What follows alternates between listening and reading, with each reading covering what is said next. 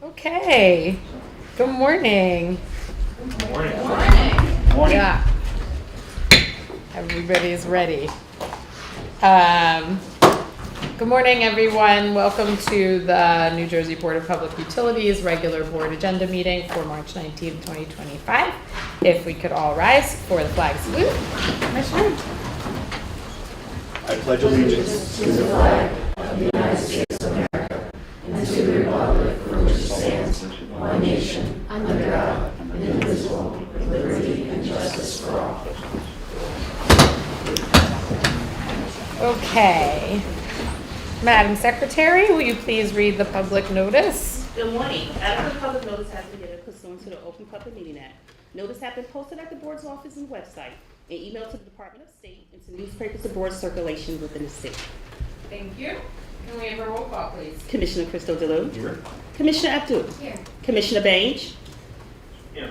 And President Gosadovi. Here. Thank you. And when is our next public meeting? The next regular board meeting will be held on Wednesday, April 23rd, 2025. It'll be a hybrid meeting in person at the board hearing room at 44 South Clinton Avenue in Trenton and live stream via YouTube. Thank you. We will have an executive session today, but first, just a couple of announcements from me. As we are now almost in spring, I think it's not technically spring yet, but it is also the end of the winter termination program. So if you are enrolled in the winter termination program, please contact your utility for a deferred payment arrangement if you need that. And of course, if you need any help, you can always call the Board of Public Utilities and our wonderful Customer Assistance Division, and we will connect you with additional assistance if you need it. We have a Utility Assistance Day coming up on April 9th in Burlington City at the Tabernacle Baptist Church. You can find information about that on social media.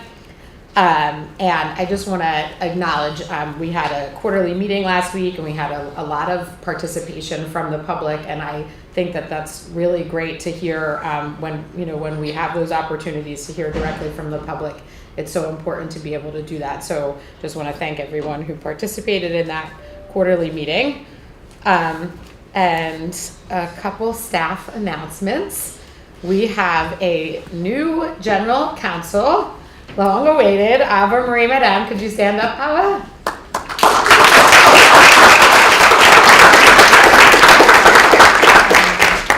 You will no doubt start getting emailed and called and approached at this meeting. So welcome to the team. We're really excited to have you joining us, and you all can learn about Ava and her career at Verizon. And talk to her when we wrap up today. A bittersweet staff announcement. We are sad to see our amazing Director of Customer Assistance, Julie Ford Williams, retiring. Although we are thrilled for her to be able to do that. Julie has 44 years of service with the BPU. She is the longest tenured employee at the Board of Public Utilities. Her last day is March 31st. She has been such an incredible person to work with, an amazing team leader in the Customer Assistance Division, an amazing colleague, always brightening up everyone's day, really just exemplifies the team spirit and the family oriented dynamic here at the Board of Public Utilities. I've been so honored to work with you for the last several years, and I know that you're going to be really missed by your incredible team.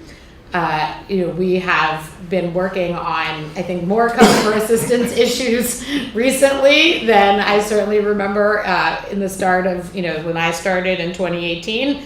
But you have just led the team and done the work with a smile and with such a wonderful attitude and approach to everything and everyone. And you have an amazing amount and wealth of knowledge of all BPU issues. And so we are really going to miss you. Thank you for everything that you have done for the people of New Jersey. We really can't, we can't quantify the help that you have provided over your 44 years of service. So thank you so much, Julie. Could you stand up?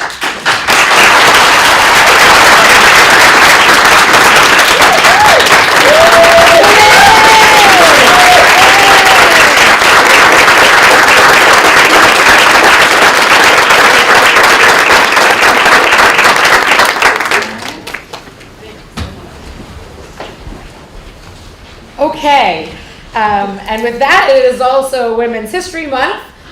Gaining an incredible new woman colleague, losing sadly an incredible woman colleague, and just want to acknowledge the amazing work of all of the women here at the Board of Public Utilities. That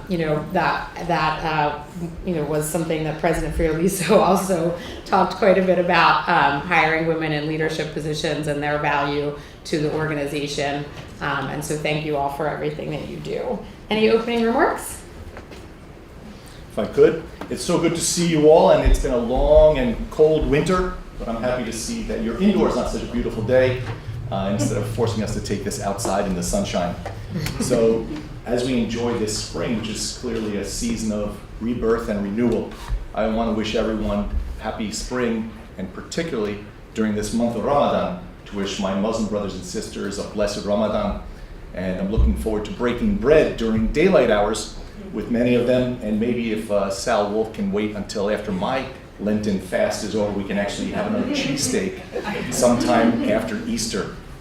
And it is also a week after the Hindu celebration of Holi, the festival of colors, and I hope that all my Hindu brothers and sisters had a wonderful celebration with their friends and families. And as we know, this is our last meeting before Passover and Easter. So I want to wish a particular happy Passover and a blessed Easter to everyone who will be celebrating. And we look forward to that season of spiritual growth. And we hope that the divine light will shine on all of us to illuminate the path of righteousness.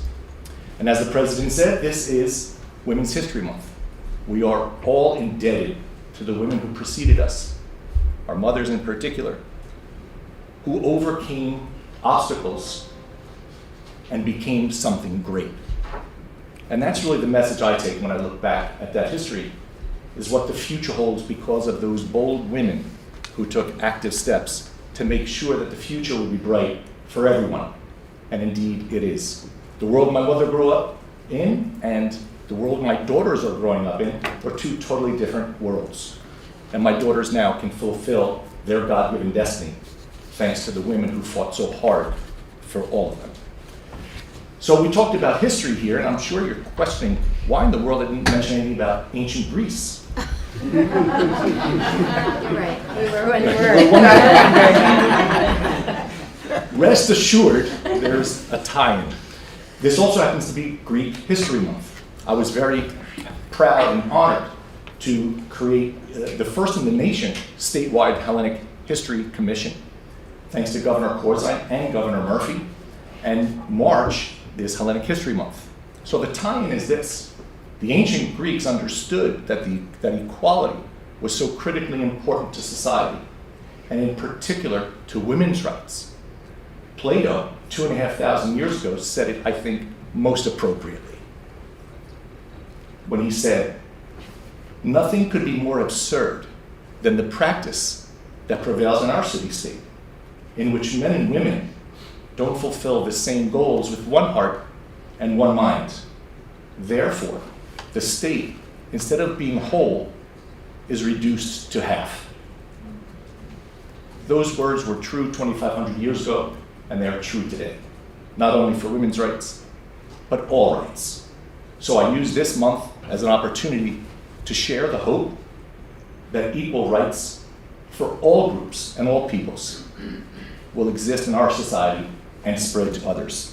So I want to thank you for that trip down history lane, and it's always great to see you all. Thank you very much, Madam President. Of course. Sorry, I neglected to mention we are deferring 8F to a later date. So I'm sorry, I neglected that at the beginning. But we will now go into executive session. We will be discussing 4A, 6A, 8A, 8B, 8C, 8D, and 8E. That was probably a faster way to say that. For me, I expect it to take 20 to 30 minutes. If the Attorney General's office could please explain the justification for going into executive session. Carol. Good morning, Madam President and Commissioners. Telecommunications item 4A, reliability and security item 6A, and clean energy items 8A, B, and C fall within the contract negotiation and attorney-client privilege exceptions to the Open Public Meetings Act, and clean energy items 8D and 8E fall within the attorney-client privilege and litigation exceptions to the Open Public Meetings Act. All of these are found in NJSA 10:4-12B7. Thank you. Thank you, appreciate that. Can I have a motion to go into executive session? So moved. Second. All those in favor? Aye. All right. Mike, we'll catch you in there. Yeah, thanks.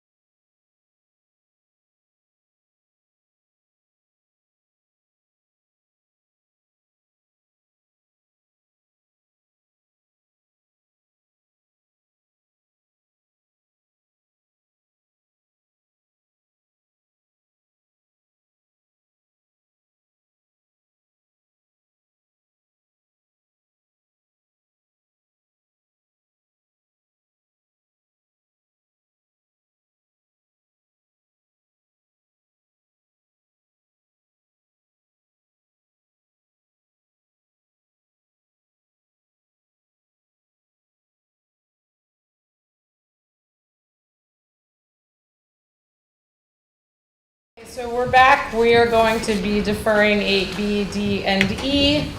Let's get started with 2A. Mike Hunter. Madam President. Yeah. we do the consent agenda. Oh, sorry. Sorry, Sherry. Consent agenda first. Mike, you can stay. You don't have to keep walking back and forth. On consent agenda items 1A, 2A, 2B, 5A, 8A, and 9A. So moved. Questions or comments? Roll call. Commissioner Christopher, Yes. Commissioner Abdul, Commissioner Baines, and President Gusdovi. Yes. Okay, 2A. Good morning, Madam President. Good morning. This matter concerns the Borough of Butler Electric Utilities' July 8th, 2024 application to the New Jersey Department of Community Affairs Local Finance Board pursuant to NJSA 40A:5A-25, seeking approval of an increase in Butler Electric's base rates of approximately 26%. By resolution dated August 14th, 2024, the Local Finance Board approved the requested increase. Butler Electric is a municipal electric utility that serves approximately 11,900 customers, approximately 65% of whom are located outside the municipality's corporate limits. Pursuant to NJSA 40:62-24, the board has jurisdiction over rates charged by a municipal electric utility to customers that are located outside the municipality's corporate limits. The board concluded Butler Electric's last base rate case by order dated June 10th, 2004. To date, Butler Electric has not filed with the board for approval of any subsequent base rate increase and has instead petitioned the Local Finance Board to increase base rates.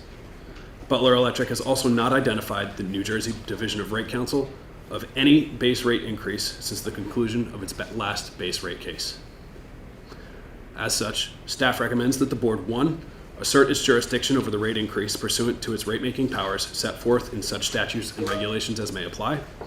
2. Direct Butler Electric to file a petition for rate-making adjudication with respect to its customers located outside its corporate limits on or before January 1st, 2027. 3. Deem the base rate increase approved by the Local Finance Board's August 14th, 2024 resolution interim and subject to refund until such time as Butler Electric's next base rate case concludes. And 4. Direct Butler Electric to serve notice of all future rate filings with the board and the New Jersey Division of Rate Counsel in accordance with the board's rules. So moved. Questions or comments? Roll call, please. On the motion to approve staff recommendation, Commissioner Christopher, Yes. Commissioner Abdul, Yes. Commissioner Baines, and President Gusdovi. Yes. Thanks, Mike. 2B, Ian.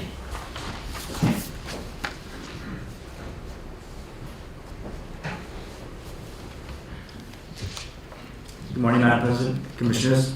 Morning. On July 30th, 2024, PGM Interconnection LLC, or PGM's capacity auction, formerly the base residual auction, created a record high price of $269.92 per megawatt day, primarily due to market design flaws that artificially doubled the clearing price. That artificial doubling of the clearing price will cost New Jersey ratepayers at least $800 million between June 2025 and June 2026, and is the main driver of electricity price increases New Jersey ratepayers will experience this summer. Following advocacy by staff of the New Jersey Board of Public Utilities, board staff, other state commissions, consumer advocates, and public interest organizations in the immediate aftermath of the auction, last year PGM agreed to delay the next auction and implement reforms that address some of these design flaws. To that end, PGM submitted a Federal Power Act Section 205 filing to the Federal Energy Regulatory Commission, or FERC, on December 9th, 2024, proposing an initial set of reforms. PGM's proposed reforms included 1. Properly accounting for the fact that power plants operating under reliability must run contracts or a source of capacity supply. 2. Using a dual fuel combustion turbine as electric resource of the market, which will have the effect of lowering the maximum possible clearing price in the auction. 3. Clarifying market power rules to deter market manipulation efforts meant to artificially inflate prices. And 4. Reducing the risk and cost of capacity market participation by adopting a uniform non-performance penalty rate.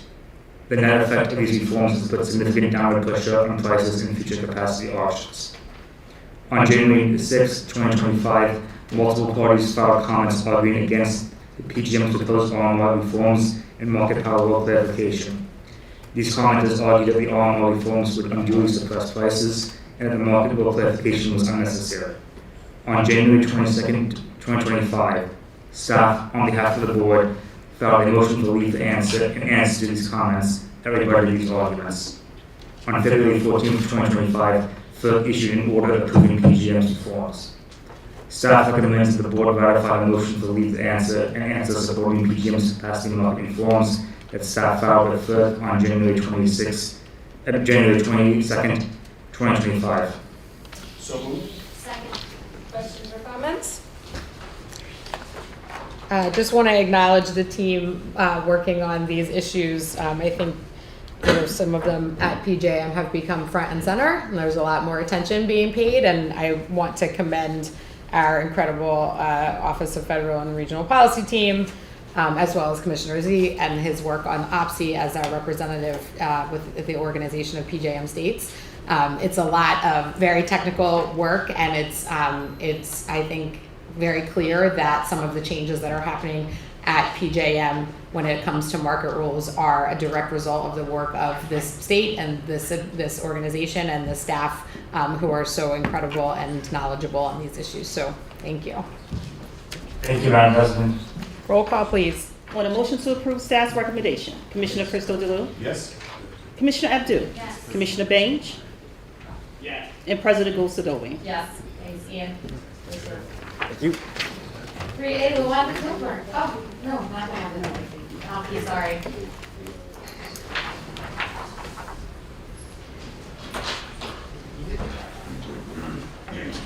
Good morning, everyone. Good morning. This matter involves the release of the Office of Cable Television and Telecommunications Ascertainment Report for the first phase of the renewal of the system-wide franchise for Cablevision of Newark. On May 11, 2010, Cablevision converted its traditional municipal consent-based franchise in the township of South Orange Village into a system-wide cable television franchise as provided in the 2006 amendments to the New Jersey Cable Television Act.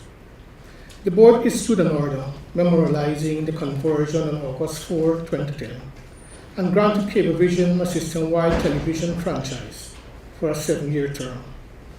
During the term, on March 18, 2015, the board issued an amendment adding the City of Newark. On June 30, 2017, the board issued a renewal of the franchise to Cablevision, which expired on May 11, 2024. On June 11, 2021, Cablevision notified the board of its intention to renew its franchise. On October 23, 2024, the OCTV&T notified Cablevision of its intention to review its past performance under the franchise pursuant to federal and state guidelines, and invited Cablevision to file comments on its performance under the franchise and assess how it will meet the future needs of the two municipalities. Cablevision filed its comments with the OCTV&T on November 22, 2024. The report prepared by the OCTV&T addresses Cablevision's comments and reviews its list of past performance under the franchise during the term. Pursuant to the franchise renewal rules, Cablevision will file formal franchise renewal application following the release of the report, and 2 public hearings will be held thereafter to provide opportunity for public comment prior to final board review. Staff therefore requests approval to release the ascertainment report. So moved. Second. Questions or comments? Roll call, please. On a motion to approve staff's recommendation, Commissioner Crystal DeLue, Yes. Commissioner Abdul, Yes. Commissioner Baines, Yes. and President Gosadovi. Yes. Staying with us, Malky. 3B. This matter involves the renewal of the system-wide franchise for Cablevision's CSC TKR system and an expansion of its service territory. By way of background, on February 11, 2010, the board issued an order memorializing the conversion of CSC TKR of its traditional municipal consent-based franchise in the borough of Arlington to a system-wide franchise and granting them a system-wide franchise for a term of 7 years to expire on January 10, 2017. CSCTKR added an additional 35 municipalities to its franchise during this term. On February 22, 2017, the board issued a renewal of the franchise to CSCTKR for 7 years, which expired on January 10, 2024. Following CSCTKR's notice to the board of its intention to renew their franchise, the OCTV&T invited the company to file comments on its past performance on the franchise and to assess how it will meet the future needs of the 36 communities served under its franchise. CSCTKR filed its initial comments with OCTV&T, and following review, the board issued an assortment report on CSCTKR's past performance. On January 31, 2025, CSCTKR filed its application with the board, seeking renewal of its franchise serving 36 municipalities, as well as approval to construct a cable television system to expand its service territory to 7 additional municipalities: Borough of Carteret, Township of Clark, City of Linden, City of Perth Amboy, City of Rahway, Borough of Roselle, and Township of Woodbridge. CSCTKR provided documentation confirming that it has received right-of-way access from governing bodies of 7 new municipalities. Subsequent to CSCTKR's application filing, the board held 2 virtual public hearings on the application on February 27, 2025, as well as a written comment period. Comments were filed by the New Jersey Division of Rate Counsel, finding no objection to approval of the franchise. And several mayors of the 7 new municipalities also filed letters in favor of the application. Having reviewed the application and comments, staff finds that CSCTKR has met the necessary statutory requirements and therefore recommends approval of CSCTKR's application to renew its system-wide franchise and extend its system-wide franchise to the 7 municipalities, subject to the conditions outlined in the order and all applicable state and federal laws and the rules and regulations of the OCTV&T. So moved. Second? Questions or comments?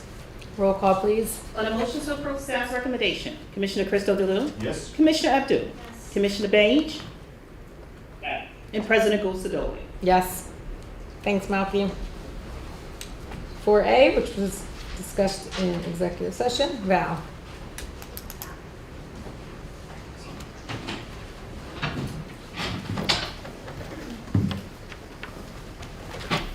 Good morning, President, Commissioners. Earlier in the executive session, I made a presentation detailing the request for the approval of the proposed amount of the contract for the administration of federal broadband grant programs. Broadband consulting services are needed to fulfill U.S. Treasury and National Telecommunications and Information Administration requirements and facilitating the successful execution of the state's broadband initiative. Your approval grants the modification of the scope of work and reducing the proposed funding for the federal broadband grant program's consulting services to assist in the implementation of the state's capital projects fund and broadband equity access and deployment programs, consistent with the terms of the grant.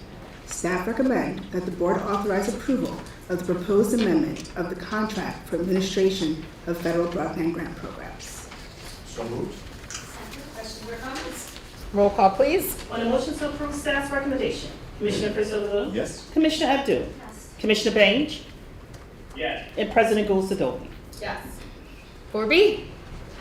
Thank you. I come before you today to request the board's approval to publish the Broadband Equity Access and Deployment, known as BEAD, Program Notice of Funding Availability in the New Jersey Register and subsequently release the BEAD grant application on the BPU's grant management system. These steps are critical for formal launching of the BEAD program and initiating the application process for eligible entities.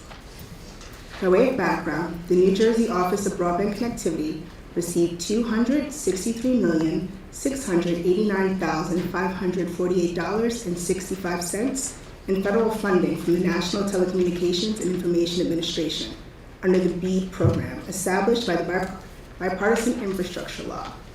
New Jersey's allocation was announced by the Biden administration on June 26, 2023, with formal notice received on June 30th, 2023. On August 28, 2024, NTIA approved New Jersey's initial proposal allowing the state to proceed with the competitive subgrantee selection process. To meet federal requirements, the OBC must continue local coordination, continue the selection process, and submit a final proposal to NTIA by August 28, 2025. The BEAD program is a historical investment in broadband infrastructure designed to expand high-speed internet access across New Jersey. Deployment will occur in 2 application phases, contingent on NTIA's review of the challenge determinations and the final designation of BEAD-eligible broadband serviceable locations, as well as community anchor institutions. Publishing the NOFA and releasing the grant application are essential steps. The NOFA will outline program goals, eligibility requirements, and key details, while the application will provide a formal mechanism for potential subgrantees to submit proposals. This will ensure transparent and structured funding process. Staff recommend that the board approve the publication of the BEAD NOFA in the New Jersey Register and authorize the release of the grant application through the BPU's grant management system. So moved. Second. Questions or comments? I know everyone's eagerly awaiting this, so just a reminder, it still has to get published in the Federal Register, so don't start submitting your applications just yet. Thanks, Val. Nice work. Roll call, please. On the motion to approve staff's recommendation, Commissioner Crystal DeLue? Yes. Commissioner Abdul? Yes. Commissioner Baines? Yes. And President Gold-Sadovy. Yes, thank you. Stacy, 5A.